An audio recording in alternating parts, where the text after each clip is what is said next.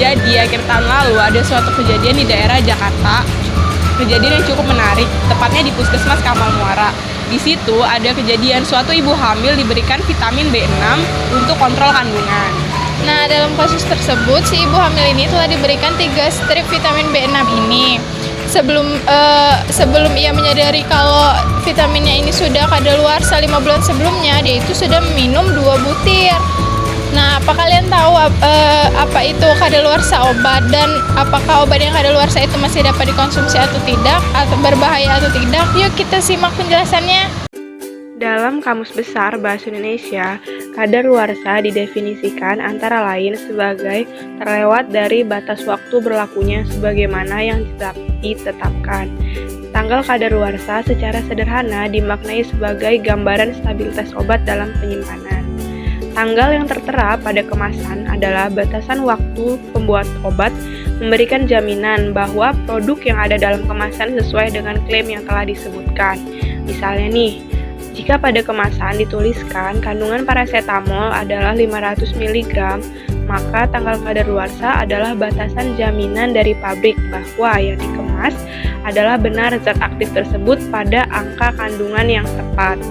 Ketika lewat dari tanggal kadaluarsa, tentunya tidak serta-merta suatu obat akan jadi berbahaya, terutama untuk sediaan dengan zat aktif yang cenderung stabil.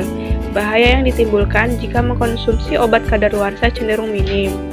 Tetapi dalam perspektif manajemen resiko, tanggal kadaluarsa telah dipahami sebagai risk tolerance.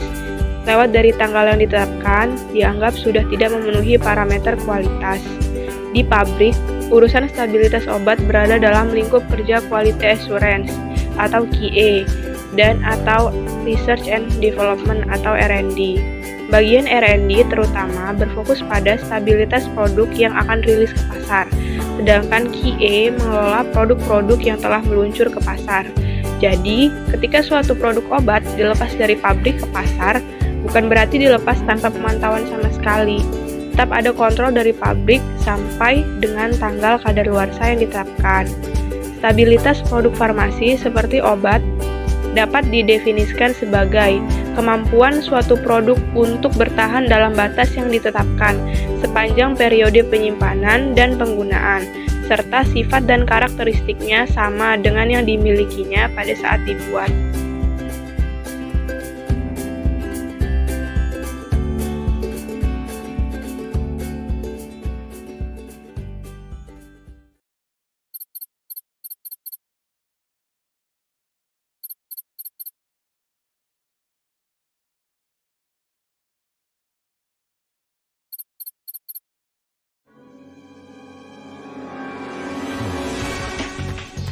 Faktor yang mempengaruhi stabilitas produk farmasi salah satunya faktor fisika, yaitu temperatur, kelembapan, dan cahaya.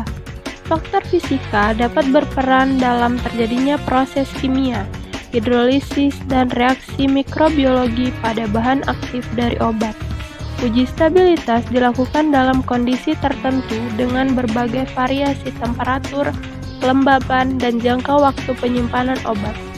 Berdasarkan ICH Q1A Guideline, uji stabilitas untuk sediaan obat dengan substansi baru dilakukan pada jangka long term 12 bulan, intermediate 6 bulan, dan accelerated 6 bulan. Suatu obat dapat dikatakan stabil jika kadarnya tidak berkurang dalam penyimpanan. Adapun ketika obat berubah warna, bau, dan bentuk serta terdapat cemaran mikroba, maka dapat disimpulkan bahwa obat tersebut tidak stabil. Evaluasi pada formulasi obat, khususnya untuk uji stabilitas, dapat digunakan 2 metode, yaitu uji stabilitas real time dan uji stabilitas dipercepat. Untuk kedua metode tersebut, yang harus dilakukan adalah mengambil 10 atau lebih formulasi lalu ditempatkan pada kondisi real time, misal 5 derajat Celcius, dan kondisi saat stabilitas dipercepat, misalnya 30 derajat Celcius dengan kelembaban 65%. Waktu yang dibutuhkan untuk menguji stabilitas tersebut adalah 6-2 tahun, atau untuk masing-masing formulasi adalah 1-3 bulan penelitian. Faktor yang mempengaruhi stabilitas obat antara lain oksigen. Oksigen merupakan senyawa yang memegang peranan penting dalam reaksi oksidasi. Reaksi oksidasi ini dapat mempengaruhi kestabilan obat karena dapat mendegradasi obat tersebut. Kedua, suhu. Suhu yang tinggi dapat mempengaruhi semua reaksi kimia. Kenaikan suhu akan mempercepat reaksi kimia suatu obat. Suhu yang terlalu tinggi akan menyebabkan stabilitas obat menjadi berkurang dan akhirnya menyebabkan penurunan kadar dari obat tersebut. Ketiga, pH. pH dapat mempengaruhi tingkat dekomposisi obat. Obat biasanya stabil pada pH 4-8. Dengan adanya penambahan asam ataupun basa dapat menyebabkan penguraian larutan obat menjadi dipercepat dan menyebabkan obat menjadi tidak stabil. Sebagai tenaga kesehatan, pemberian obat yang telah kadaluarsa bukanlah hal yang disengaja. Nah, sebagai tenaga kesehatan, kita tuh harus memenuhi kode etik profesi kesehatan, yaitu mengutamakan keselamatan terhadap pasien. Tapi dalam hal ini, pasien juga penting untuk melakukan kontrol tambahan atas obat yang telah diberikan. Nah, agar tidak terjadi lagi kesalahan-kesalahan atau kasus-kasus seperti yang dijelaskan tadi di depan, kami ada beberapa tips yang dapat dilakukan bagi pasien yang menerima obat dari pelayan kesehatan. Yang pertama itu dapat dilakukan pengecekan fisik dari obat tersebut, kemudian izin edarnya dari BPOM, terus dan yang paling penting itu tanggal kadaluarsanya saat proses penyeraterimaan obat itu. Jika terjadi ketidakpahaman pasien terhadap obat yang diberikan tadi, pasien dapat langsung bertanya kepada pelayan kesehatan yang memberikan obat tersebut. Yang kedua, untuk obat-obatan jenis antibiotik harus segera dikonsumsi dan dihabiskan. Nah, jangan sampai menghasilkan stok obat antibiotik. Dan jangan pernah menggunakan antibiotik sisa dari hasil pengobatan sebelumnya karena dapat menyebabkan resistensi dan akibatnya kita harus mengkonsumsi antibiotik dengan kelas yang lebih tinggi. Nah, untuk tips yang ketiga, untuk sediaan seperti salep mata, tetes mata, sirup, dan sirup kering, itu kan merupakan sediaan yang memiliki masa simpan obat setelah kemasannya itu dibuka. Nah, jika masa simpan obat setelah kemasannya itu dibuka telah melewati tanggal yang ditentukan, walaupun belum masuk tanggal kadaluarsa, obat tersebut sudah tidak dapat untuk dikonsumsi lagi. Tips yang keempat, yaitu untuk obat-obatan seperti tablet, kapsul, strip, atau blister, untuk pertama kali disobek di bagian yang tidak ada tanggal kadaluarsanya.